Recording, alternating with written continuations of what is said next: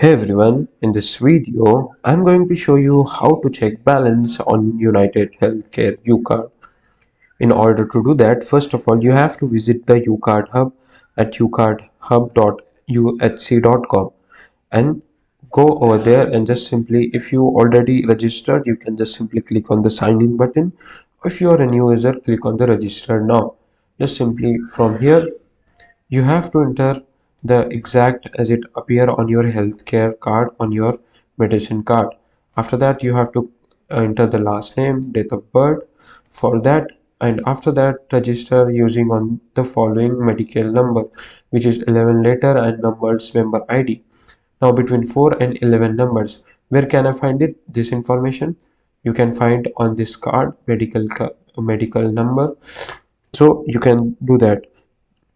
Now there is one way, there is another way you can do that. You can call the customer service number located on the back of your card, as you can see here. So you have to just enter the you have to call on that number. And now there is one more, you can do that if you receive monthly or quarterly statement from United Healthcare. Your U card balance may be included in those documents.